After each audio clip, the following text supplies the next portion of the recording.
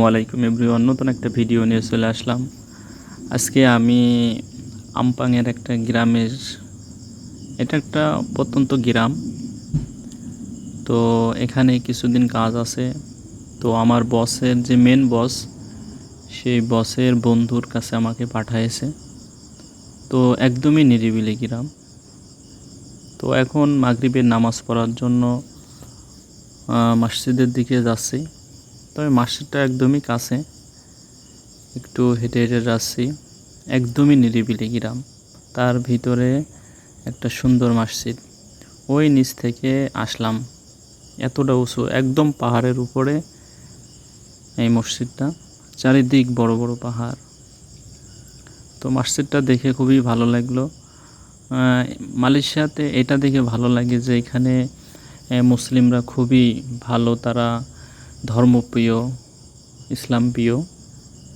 খুবই ভালো লাগে যে এমন একটা দেশে প্রবাসী হয়েছি, নিজের ইমান আমলগুলো ঠিক রাখতে পারবো।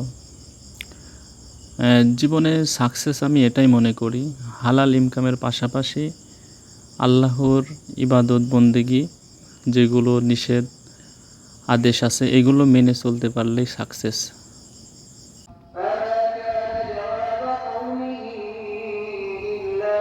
এক মুরব্বী কাকা নামাজ পড়তে এসেছে। তো এসে দেখছে সামনে কিছু পাতা ময়লা পড়ে আছে, সে এগুলো পরিষ্কার করছে। দেখে ভালো লাগলো যে তারা ইসলাম প্রিয়, ধর্মপ্রিয়। ভালো লাগে, শান্ত, কোনো গ্যাঞ্জাম নাই। এসব গ্রাম একদমই নিরিবিলি, এমনকি মালাইরা আস্তে কথা বলে। ভালো লাগে, তাদের পরিবেশটা ভালো লাগে। তো আমি একটু ঘুরে ঘুরে সব দেখছি। আসলে চারিদিকেই পাহাড়।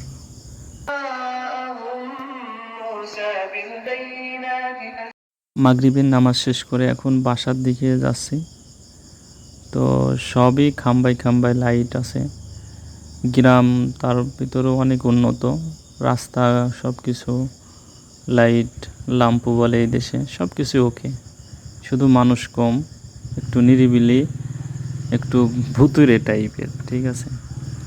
তো আমি আর আমার কাজের সাইডে একজন আছে, দুইজনই হাঁটতেছি।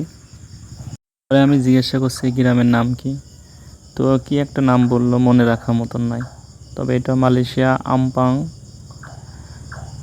ভিতরে, গ্রামটার নাম খেয়াল আসছে না, বলল। তো আমি বললাম যে তোর গ্রাম কোথায়? ও বলছে আমার গ্রাম আরও দূরে, পেরাক। তো সেখান থেকে ও এখানে কাজ করতে এসেছে, ও মালায়ু। তো এক এক অঞ্চলের ভাষা এক এক রকম। আমি যেটা খেয়াল করলাম, আমি যে বসের সাথে কাজ করি ওদের ভাষা একরকম, ওর ভাষা ক্লিয়ার না। যেমন আমাদের নোয়াখালী, চিটাগাং আছে তেমন একটা। ইনিয়া